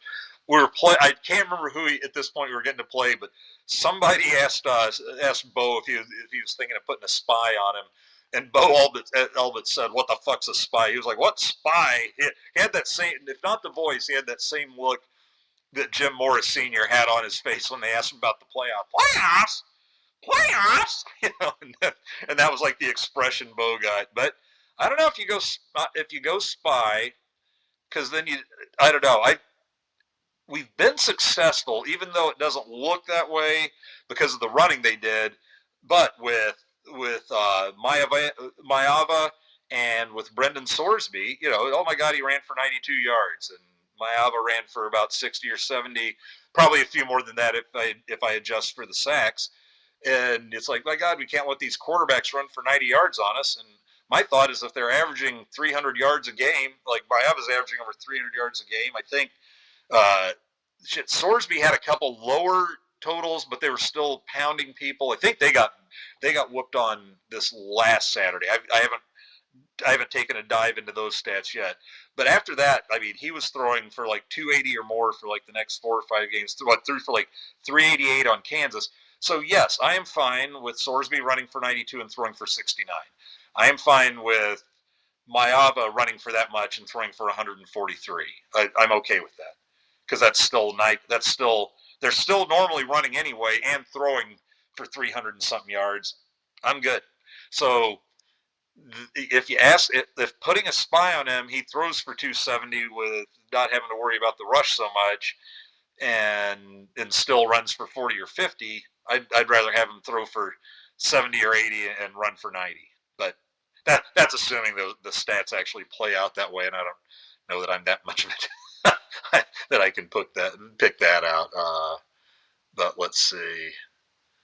Oh shit! I'll have to tell John about this. And he's the luckiest man. Lou Gehrig Johnston. I love it. You know what? It was good to see John. We'll see that he gets his stuff fixed. I got mine fixed pretty easy. I have to let voice of college football know I can go on again and not fuck up their segment like I did. What? Disagreeing is bullshit. Yeah. Oh God. It's like, here's the thing though. If no one disagreed, this right here is a result of lifetime of bar arguments and the determination to win them. So I don't get this kind of experience unless I guess I've found a reason to argue. I feel bad a little bit, not that much because he was a Texas fan, but he was talking about some silly shit about how Texas needs to get the top 3 quarterbacks in Texas every year. And I explained to him how quarterback recruiting works, and you get 1 a year, and if you ever get 2, then you might as well just start figuring out which one's going to transfer as quickly as you can. And that happened to be like that because there was a time where George went and got Aaron Murray and Zach Mettenbrink or whatever, and Mettenbrink's there for like a year or two, and then off to LSU where I think he won he beat Alabama and then lost the championship game to him. But yeah, you don't want two quarterbacks in the same year. It's just I remember the one when we had Josh Freeman, Mr. Sensitive, and ended up going to Kansas State. Like the last guy in the world you'd want to be looking at another quarterback. But Freeman was the one where they heard, I think, that we were talking to a Texas Tech quarterback who'd already committed there. But now Texas Tech was looking at another quarterback, and now we were looking at one because we heard Freeman might pull the plug on us at the last minute. And then the word got out we'd talked to a Texas Tech quarterback, and Freeman pulled the plug then, blaming us. But you were the one, making out with Kansas State behind the barn, but then got mad because you caught us making out with Texas Tech behind the barn. Whatever. Yeah, but I wasn't really polite, even decent, explaining to him how stupid he was to think that he could go get 3 top quarterbacks each year. But like I said, he was a Texas fan, so it doesn't really keep me up at night. So Fred wants to know, James, do you think we'd actually spy Nico, though? Feels like Butler. See, that's kind of where I land, is I don't think Butler would want to do that unless they just kind of commit unless they just go like Darian Hagan with him, try to have him burn us deep a couple of times while him just flat out being part of the run game. Let's see. Yeah, because he doesn't throw it for a lot, but I'd rather have him throwing more than running. Let's put it that way. Let's see. Here we go. I think that's for me. Don't be afraid to ram it in there, but don't announce it to the world. Yeah, that's me saying, man, we can run that thing right into the gut on 4th and 1. Just don't, line it up and tell them here it comes so they can stick 7 guys there. Yeah, here you go. Look up sardonic in the dictionary. You see Holgerson. He's my favorite guy as far as the coaches to listen to. Rule's always a good time. Eckler. We only seen Eckler maybe twice. I think rolling out the special teams coordinator constantly is what any coach does. But I don't know if it's what he's afraid he might say. Thing is, though, this is not a guy who's just like bouncing off the walls. The rules even said what a patient and excellent instructor he is, a teacher of the game. But he's still fun. He's a good time, and you can always see that kind of that little wild look in behind his eyes. It's like, something could happen here. You never know. Let's see. I think they hope, Husker Bob, I think they hope that the defense will totally lose focus while laughing at Dylan in 3-point stance in the backfield. Well, not anymore, damn it. I would have been fine with that. Watch the old games, players were a lot bigger. No, watch the old games, the pads were monstrous. The pads were crazy huge. I can't remember. I think there was one night where I was looking for old Odessa Permian stuff, which you can find on YouTube. And the first time I watched it, I was looking for some Booby Miles runs. And Booby Miles looks like he's about 270 because they've just got, it's like they're just out to, the shoulder pads are out to here, and then they got the pants are loaded with pads. They're all wearing the girdles and the neck rolls, but the shoulder pads are just massive. So no, players are still pretty damn big, but I don't, especially older times. You're not finding bigger players there, but you're just finding guys with just covered in pads and everything.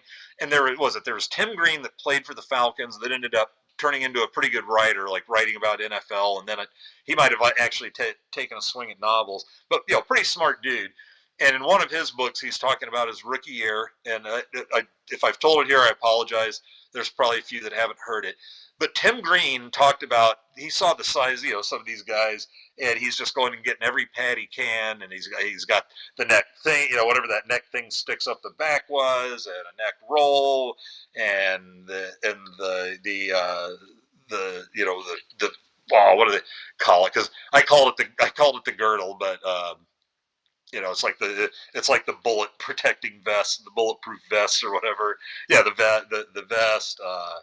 the pad, the hip pads, the thigh pads, and all this. I mean, some of these guys don't even have the thigh pads anymore. I guess they still might have to wear those, but they're just running around in bicycle shorts out there now. And there's no more of that has to drag down with that stupid knee pad there. I just thought that was and that doesn't surprise me. As a kid, I thought that was a ridiculous, floppy, stupid, like part of the football pads. It's like it slows me down. And anyway, so Tim Green is just loaded for bear. And one of the veterans came back for something, sees him just popping out everywhere, and he's like, "Dude, what's the matter with you? What are you doing?" And he's like, "God, I just don't want to get killed out there." And he goes, "Well, let me ask you this." He goes, "If you're standing in the highway, and here's a semi's coming at you, would you rather have a couple mattresses wrapped to you to absorb the blow, or would you want to be in really light pads and really shorts and stuff so you can just run the hell out of the way?" And he's like, makes sense. And so I think he caught that when the pads started getting smaller, because everybody's like, well, I'm getting hurt a lot less because I'm a hair faster, which means I'm taking a lot fewer big hits. So yeah, let's see. The 83 defense was young. The black shirts were much better the following year. Yeah. But man, they didn't go next level until they started going 4-3 and started getting those fast guys in there. Yeah, here we go. We were either running a 3-2 or a 5-3 or a 3-2, because Broderick Thomas was defensive end, but we had the 5-man line. Had the nose tackle, the 2 tackles, the defensive ends. But the defensive ends were Broderick was kind of that hybrid where he was more linebacker than defensive end, because then he settled into middle linebacker and had a really long NFL career. I always remember when he played for the Lions on Thanksgiving Day and had 20-something tackles against the Cowboys. The next thing you know, he's starting for the Cowboys the next season. Fred, that was with Jerry Jones. He ain't doing that to us again. Yeah, there's Fred talking about McBride taking the Miami tour. Mel Gray was a line. Okay, who am I thinking of then? Maybe a card for no. I think there's a different Mel then I'm thinking of for the Cardinals, unless he went Lions cards or something like that. Because I'm thinking of a 70s football card, but yeah, our food program and weight room has to do it. Our food program right now, from what I hear and what other schools say, is it's kind of the gold standard again. Like when Dave Ellis had it in the mid '90s, it was sort of the gold standard there. Played adult hockey. Dave Ellis was on our hockey team, and so he definitely brought a physical approach to adult hockey. Good dude though, love Dave. He actually ended up being in charge of nutrition for USA Hockey for several years. I think Frost might have hired him away from that because he was back with Frost for a couple years there. Yeah, same year, '94, when Dr. Tom collabed with Bobby Bowden, who told him we're just too damn slow.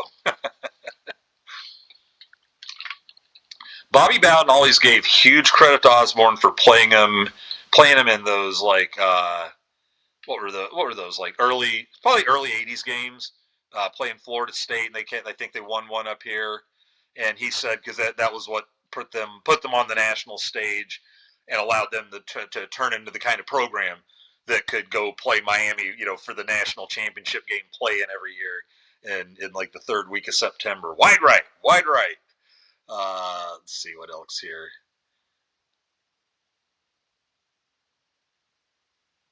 Okay, so it was Missouri. Fred says it was Missouri with Pelini when they asked him about the spy.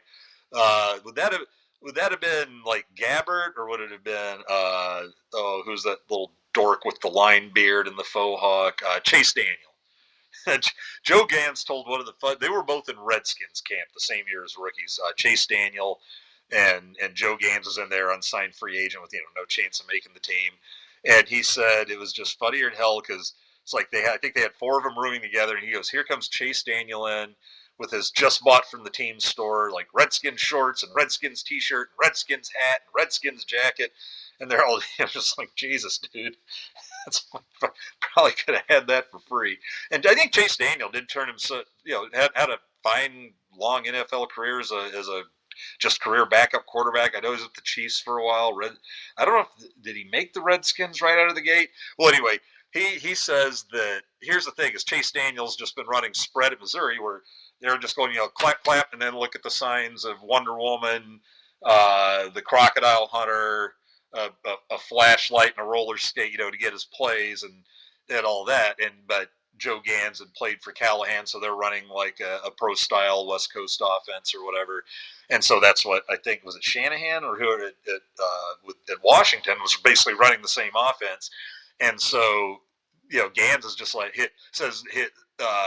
what was it? Chase Daniel became his little birdie just following everywhere, chirping in his ear, just asking, what do I do here? What do I do here? What do I do here?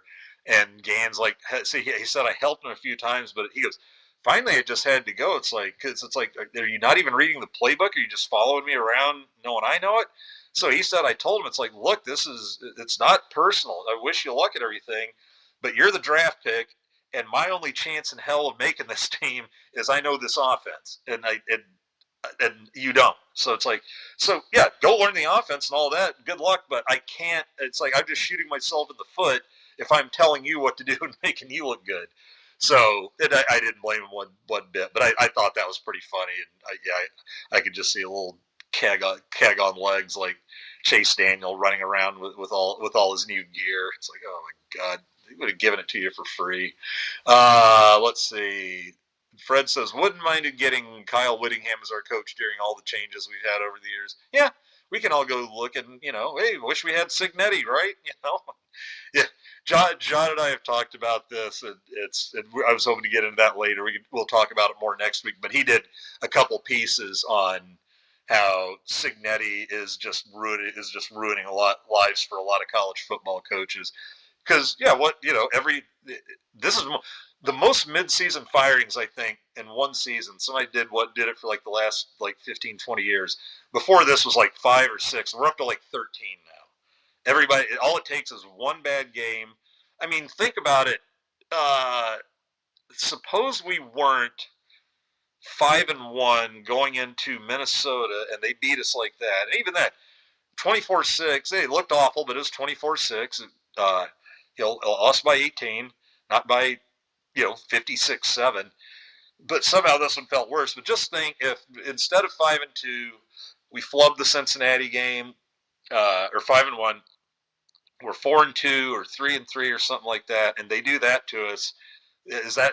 Nowadays, is that going to cause so much butthurt for the boosters with Cignetti winning at Indiana that boom, Matt Rule, you're out of here, and we're forking over, however much to 30, 40 million to Matt Rule to leave, and it's crazy because there's way more parity now. You get that? Yeah. Before it was like, hey, the portal and NIL are just going to make the rich richer, and I said no, it won't, because you're putting a lot more good players in play at other schools where they might just sit at the bottom of the Alabama roster, 5 deep or whatever. So yeah, so now none of those teams are as deep as they used to be, because that guy doesn't want to maybe be third stringer for 3 years and hopefully start his senior year for the greater story of Nick Saban. So yeah, what we have is not really a dominant team. You saw it last year. Even for allowing the fact that Boise and Arizona State had 3 and 4 seeds, you had the 7th and 8th seeds play for the final. And those guys weren't going to be the top 4. Or no, wait, would Ohio State have been? Did they turn around? No, because they didn't play Oregon, did they, in the championship game? I was trying to think who was. No, they played them again in the playoff, I think. Anyway, I don't think you would have had Ohio State or Notre Dame being one of those top 4 seeds anyway. So the 7th and 8th seeds play for the national title in the first year. Now we'll see what happens if they're just straight seeding. But I thought last year there were probably 6 or 7 teams that could have won it. That I thought had a deep enough roster to win it. But yeah, all the coach firing. I mean, that's the thing, is you see some of these big Bubba boosters, and I spent $75 million for Brian damn Kelly, and now we got this Cignetti guy went from James Madison winning in Indiana. And so you've just got people sometimes like locked and loaded for the firing. They were locked. You had an alumni that didn't like Franklin, and I'm sure Kurt Cignetti coming out and doing that his first year didn't help, and just made it worse when they did beat Oregon this year. And so it's a time where with more parity, there's going to be more upsets. and you're going to have. You can't have guys freaking out on their coaches because they lost a game you really, really wanted to win, like in their second year, and you're already trained. Now you remember how our buyouts were ridiculous. I think it was like, what, 9 or 10 million for Pelini. It wasn't he on like a 3 million a year contract? And then for Riley, I think we owed him like 15 flat out. And that was like, oh my God, you're sitting there with like 20, and then with Frost, at one point with Frost, I think we're sitting there with about 40 million or something, but spread over 3 guys. And now one guy, 50 or 48 million, James Franklin. Kelly's up there. They are paying crazy amounts to get rid of a coach. Is Wisconsin really that wrong for going, let's put some money in and beef up the roster rather than paying Luke Fickell a shit ton of money right now? They've gone, as bad as they've done the past 2 years, they've gone and committed to him through 26. Like they're going to try and help him win. And if not, it's like we're going to keep him around long enough, still feel like we're trying to construct a winner. And then if it happens, we're not just crapping all this money we maybe now can use on roster building to paying off a coach that we maybe overpaid a little, but we want to pull the trigger as quick as possible. Because people were, I did have a point with this. With Matt Rule, people are going, oh my God, you just backed up the money for a guy who's 18 and 15. And I said, well, one, we didn't back up any money. His base salary remained the same, but we gave him, I think if every year he makes it to the CFP over the 7 years, each time he gets it, his base salary will jump by $1 million and he'll get a big bonus. So he's kind of like, all right, I'm fine. It's a raise, but I'm fine with going out and earning it, not just throwing it on there. And probably had the sense to go, might not be the best look with 18 and 15 because Mel, who's at the Michigan State, hired this guy from Colorado after he went like 17 and 15 or something. Mel Daniels or something like that, and gave him like almost a 10 million a year contract, like the Dabo Nick Saban level contract. And everybody not from Michigan State, and probably a few people from Michigan State, were like, this will end badly with us a lot poorer with nothing to frickin' show for it. So that's why I say when we got Matt Rule and they go 18 and 15, which at the time, and I said the past 7 years we are 23 and 45, and we have gotten better each year. And now this season compared, say, to last season, it's like we went to 6 and 2, which means first time in like 13 or 14 years that we were bowl eligible before November. At that point, we're 3 and 1 in 1-loss games. Now we're 3 and 2, which is still skyrocket levels higher than what it used to be. It's improving. It's improving. And so I felt like that was Nebraska fan, sure, but I really felt, here's a thing where the two of them are committing to each other, and in agreement. Then they got Rule for this year has a $15 million buyout if he leaves, which no one's going to pay, especially Penn State.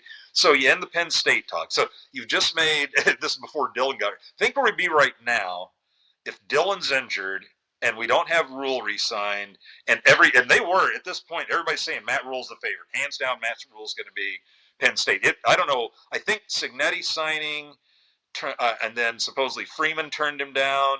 Like Freeman's leaving Notre Dame for Penn State, and there was one other guy that turned him down. So at that point, they're like, it's Matt Rule, it's Matt Rule, it's Matt Rule, who I don't think he wanted to go there, and I don't think he was the fit for them. And I think Pat Kraft is a good enough GM athletic director that he knows that.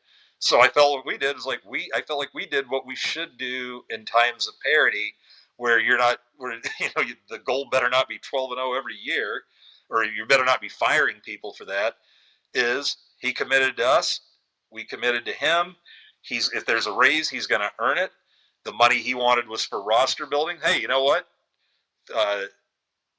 Wisconsin's putting more money into the roster, keeping the same old coach they really want to get rid of. Well, I don't think we wanted to get rid of Matt Rule, and we've extended him and gotten more money for the roster. So I love that, and I think that's the approach I think you should do in these times. Then stick with it through that bad loss, because everybody's going to have them. You think we took Minnesota badly? Look how LSU, a ranked team, took getting beat by the number 4 team, Texas A&M. They, I don't know if you heard, they took it badly. They took it very, very badly. Like the worst. Oh, fired the coach, Mr. Family, and they should have. I really wish somebody back then would have pulled in and gone. And I don't think you can do it today, but it reminded me when Dana Altman took the Arkansas job for a couple days, went down, got greeted, and they all start doing that suey pig stuff at him, and then the look on his face, it never, you don't know you're doing it, but I remember that Dana Altman had just had this look of what in God's name have I done? But he, as soon as that was over, I think he got on the phone and demanded, is there any loophole on earth I can undo this with? And it did. Stayed a few more years at Creighton, and then went to where he probably really belonged, to Oregon. I think he's very happy there. They're happy with him, and he doesn't have to win the national title there. He can chat. I mean, I think he's won some Pac-10 title or Pac-12 titles or whatever. Anyway, let's roll down. But that was my kind of thought on several things at once. It was with the Whittingham thing. So let's see.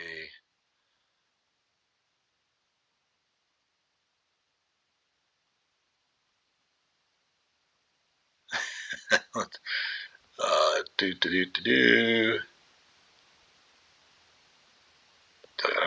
gonna skip down to the bottom and come back up a little. Okay. Tiger Shark, an interesting thought. And I thought this a little too, but I'd probably tell you with the way the kid's performing that there's a reason, and that's just that Luke Lindenmeyer's turned out to be a lot better than we thought he would be. He says, yeah, I guess we don't use HH enough. Like, I'm surprised they don't toss him in a little more, let's say, I like to call it the Missouri tight end position, where they call him a tight end, but it's just a bigger slot receiver in there. I'm surprised they don't do a little bit with that, or bring him in as a decoy a little more often, because the snap counts are always just fully Lindenmeyer. Like if there's 75 snaps, Lindenmeyer's playing like 65 of them, and Harburg might play 10. But I think that's just Lindenmeyer. Well, it's just, and I don't think, but one guy who hasn't caught up yet is Carter Nelson. So it's not like Harburg's getting passed up by Carter Nelson. He's not making his move yet at this, and he's already redshirted. So yeah, this is just ain't quite ready, I guess. But yeah, I'd like to see him out there more. It seems like he blocks all right when he's out there, but right now I just think Lindenmeyer's the guy that it's just breaking for. He's the one killing it. So it is what it is. D1 football, it's not for everyone. Well, I tell people that it's got to be just the wildest thing, because here these guys, even 3-stars, are getting recruited. We're telling you what we can do for you, and then all of a sudden you're that junior 3-star that's checking out the portal, and because he's still like 4th or 5th on the depth chart, because there's not a lot of walk-ons there anymore. They've still got like 120 guys, but I'd say with the scholarship guys, it's going about 5 deep. So there's a lot of the star-rated, rivals-rated scholarship dudes who are finding themselves, looking at the future, and they're not in it. And it's just with the rosters that big. There you have it. Let's see. From Callahan to Bo to Riley and Petey and Eichhorst, we used to lead the nation in dead money. And now you had Frost in there after Riley. We used to lead the nation in dead money. Think SI had an article on it. Yeah. Now it's like, now you just got, like I said, you got people who are one man's dead money, that you owe him is more than the 3 we had going, and not that long ago. Not, 10 years ago. Let's see. What do I got here?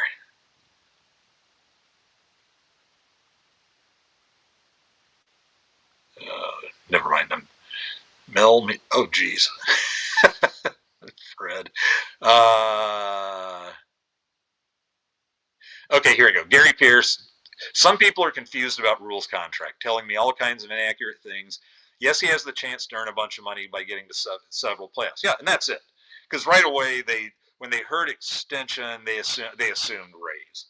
and the money for raises there. But like I said, I'm pretty sure this is what they told me. It was 1 million if he goes to the CFP. Like there's a flat bonus in it, and then there's then there's an add to the base salary of 1 million, which what is it right now, like 6 maybe, something like that. It was set or no wait, because it was what 7 years, 38 million, something like that. Anyway, in that area, and somebody goes, well, how will we feel if he's hit in like 2032, if he's made the college football playoffs 7 straight times, and his base before bonuses is 12 or 13 million.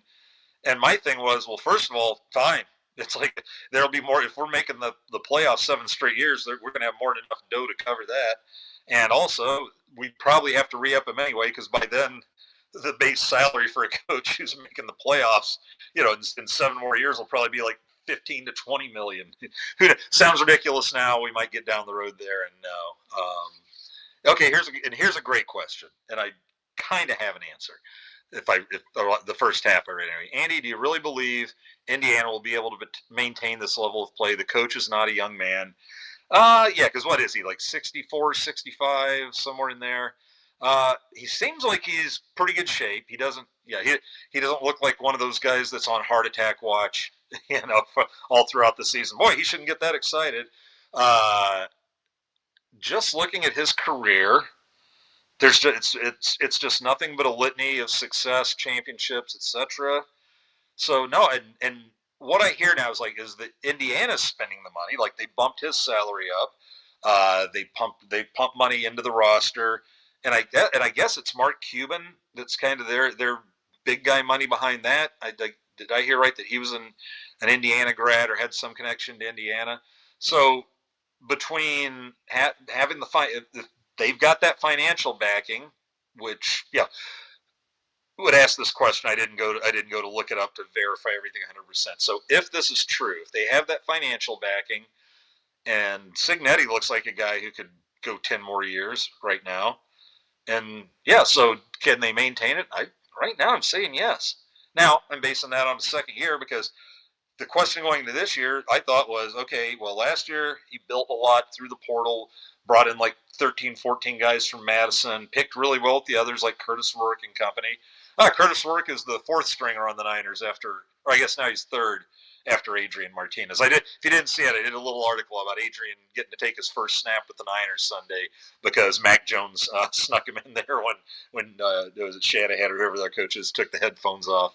But anyway, right now I'd just say yes, because I was kind of iffy about him being able to maintain it in year 2, and right now, and it's on the basis purely pretty much of the Oregon win, and while beating the shit out of more teams than just us like that last year, is that this year they didn't just maintain. So far they've improved, and I think the bookies are already putting up a number assuming both they and Ohio State are winning out and playing the title game, and I think they have Ohio State -3.5. Was that it? Did they play Indiana for the title last year? This will bug me. I'll look it up later. Anyway, so right now I'm inclined to say yes. Not 100%. Not 100%. On a scale of 1 to 10, I think I would say I'll give it about a 7.5, 7.5, 8. That he'll do this for say at least 7, 8 years. That fair? Well, we can come back if you're still watching and I'm still doing this in 7, 8 years, and Cignetti's been dead for 4 years. You can tell me that I was F&A wrong. I think that's fair. He thinks Rule's their 5th, 8th choice. I disagree. I think he was. They made that happen fairly quickly. I think if he wasn't their clear number 1, he was up there. Put it this way. I had him up on the board. I think I had him at the top of my board with Lance Leopold. And I was thinking, was it Aranda? I was thinking Aranda at Baylor at the time would have been a nice hire. That maybe is playing out. Best we didn't do that because they've kind of gone a little silent. I remember I had Dion about 5th just to make people angry, and then he goes to Colorado and did it anyway. But yeah, no, I think he was right up there. Because he was he had just become available, and B, because he fit exactly the bill of what we needed. I think is we needed not somebody, we weren't going to find somebody who was going to jump in and win right away, and he was like the only guy in that group that had like a double spot on his resume of having done that with the program. Like Leopold had showed he was doing it at Kansas, and that was the reason I liked Leopold. Was okay, he'd been killing it forever at Wisconsin Whitewater or whatever it is. He'd actually been on the Nebraska staff before as like, oh god, I don't know what you called him, like some sort of, it was one of those coach jobs, but not coach on the field. The first time I saw him, I think he was down when they did the film stuff at Holy Ghost. I think he came down there one night, and he, they show video, talk you through plays and stuff. Pretty cool, fried chicken and beer and all that. And everybody's kind of like, oh, and they're like, who's this guy? You're hoping for, big name assistant coach to come in and do it. And then he was just entertaining as hell. He had this one where, I don't know if you guys remember, I think he was a right guard or tackle, Dan Villy Waldrop. And it was after the Colorado game, and old Dan Villy, well, I think that was the Villy Waldrop that was hyphenated, but I like calling him Dan Villy. Well, Dan Villy jumps out there. They're like, and Leopold goes, now watch this, just watch it. And Villy goes out there, runs about 3 yards off the line, and just starts doing push-ups to air. There's maybe a couple cleats on the outside of that frame in the picture. And Villy's just out there doing this, and Leopold like clicks it stopped and just kind of looks at the crowd like this and is like, yeah, so that's what we did is when he got back over to the sideline, just heard coaches apparently just went, what the hell are you doing? And then he said it was even funnier him having to watch himself do it in the film room. So that was pretty funny. Let's see. I think Rule was giving advice to his Peace State AD buddy. If he would have said anything, I think he was because he loves Pat Kraft, but he was really good friends with Franklin. And he didn't blame Kraft. I think he more blamed Penn State fans and boosters for turning on Franklin as hard as they did. The time I was pretty much convinced he was going to stay was when I think he used the line when he went on Pat McAfee after our press conference, or maybe it aired before that. I don't know. But one of the things he said was, because it was the day after, it was on the Tuesday, I think, and he had used the line. He says, well, here's what I think. I think that he's like, I'm super happy where I am, and I think Pat Kraft will do a great job finding Penn State's next coach. And it didn't sound like he was, that could be me, and that'll be my sleight of hand. Because I don't think he's not the type so far to go out and, he'll tell a good story, but he won't bullshit you. He won't make something up. He won't try to play the word game so he can later say, aha, but I phrased it this way.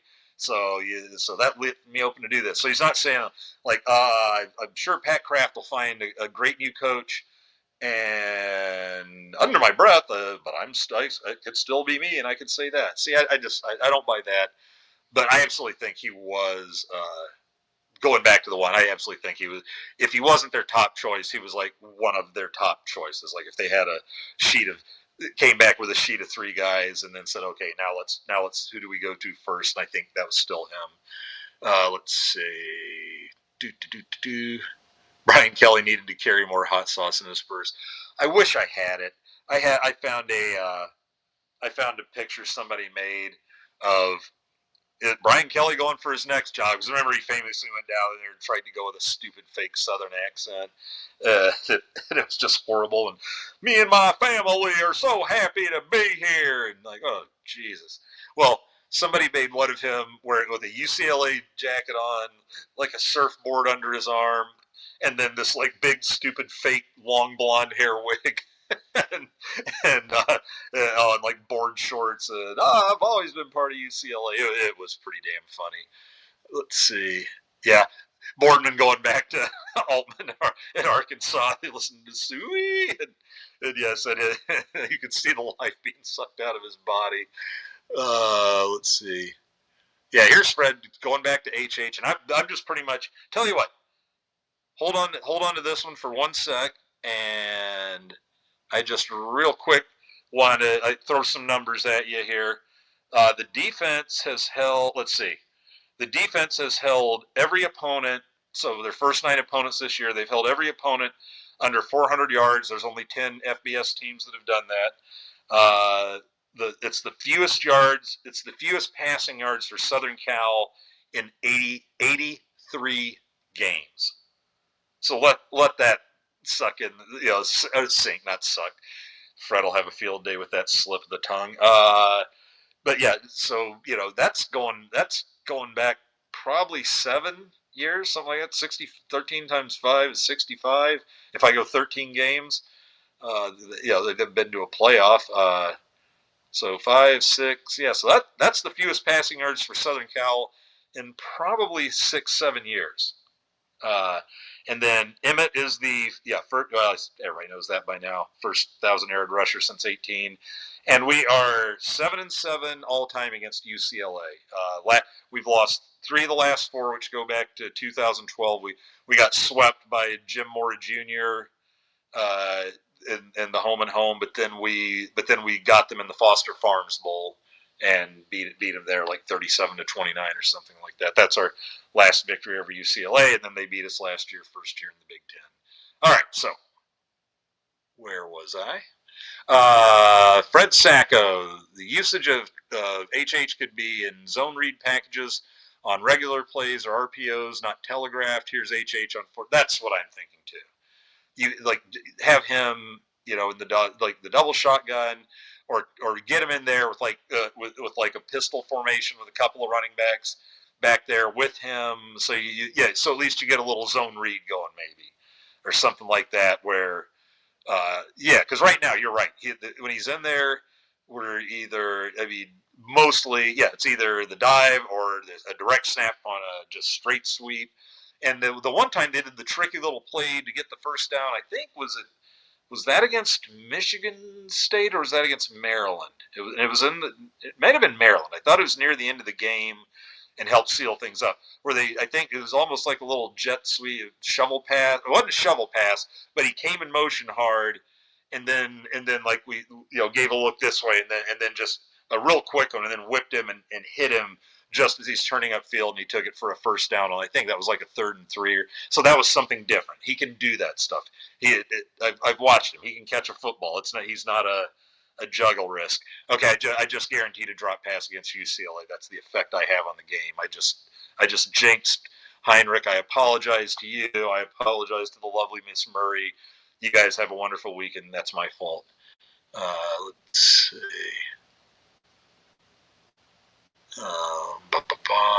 Looks like we got somebody. Fred's heading out. This one's probably playing. I'm getting near the bottom now, but Fred, if you're gone, hear my goodbye, you will. And if you're still here and are going soon, thanks for coming as always. Still haven't fired Ed Foley, have we? I'm assuming he's in the building still doing something. Hey, as long as it's not trying to coach special teams, man. Let's see. Okay, let's see. Fred threw in one more ha-ha and then left. Gary Pierce, occasional Macavickas, was John Scaband in 1985. All right, I'm going. There you go. Gary replies, I know, my wife saw them play at Macavickas restaurant in the Bohemian Alps. Let's see, where are the Bohemian Alps? I'm just going to run this one out. Mark wants to know where those Alps are. Gary says north of Lincoln. The capital is Prague or Prague. I think Prague. It'd be Prague in Nebraska. Prague was in our conference, our old Logan Valley conference when I was in high school. But when you were talking the one in Czechoslovakia, that was Prague. So I was calling when we moved here, and I'm calling Prague and being told no, that's stupid and wrong. And then Mark finished it off saying, thanks, there is a range by Loop City, Nebraska, too, I believe, north of Grand Island. All right, so we are about done, right on the 2-hour mark, and a nice little turnout tonight, too. Is there anything I left out? I think we got everything in there. Popped a lot of numbers. we'll have more fun facts. I'll usually repeat these fun facts and try and find a few more. If you read the how to watch, not that anybody on here probably needs to be told how to watch the game, but I always just put in a thing: expected weather, where it's being played, the spreads, what TV it's on at what time, what TV, who are all the commentators, sideline, everything. Then I do that again for the radio, and then I try to find a current weather report, which he hasn't popped in tonight, the little rat. Maybe he's actually having to work. But my son Drew, he I've told you before, he's a meteorologist, does a lot of storm mapping, and says that mapping for Omaha, because I think one of their contracts is OPPD. He says a lot of the time in the spring and the winter and summer, it says that he just wants to throw himself out a window trying to, just the way that wind currents are always just shifting, and therefore your 80% rain can become, an hour or two later become like 40% and that type of thing. And and every Tom, Dick, and Harry yells at him for, why can't you get it right? It's like, it's not a crystal ball, man. We're just basing it on weather history, which has kind of turned on its ear the last 15, 20 years. So it's a fun, let's put it this way, it's not a boring profession anymore. But anyway, so if you ever read that, that's fun. I'll throw in a few smart ass or funny comments up at the top, and then I'll throw in some more numbers at the bottom like that. And I'll also put in a little pump job for the old Husker happy hour. Hey, we're about done. Let me, real quick. I mean to do this every time because I love these guys. You have Fred and Minnie now on Mondays. That leads me to get John in here a little more often because we don't want John gone. We want him to get wound up and say things he shouldn't. The lose your Minnesota credentials type of stuff. No, John's a lot of fun, so I'll try to get him. We'll make sure he gets his shit fixed by next Tuesday. But Fred and Minnie Monday night on Monday Night Therapy, and then you'll get Minnie's the double dipper. Then Minnie's on the 5 Heart with Greg on Thursdays. I think they roll at 9, and then Monday and me on Tuesday are at 8.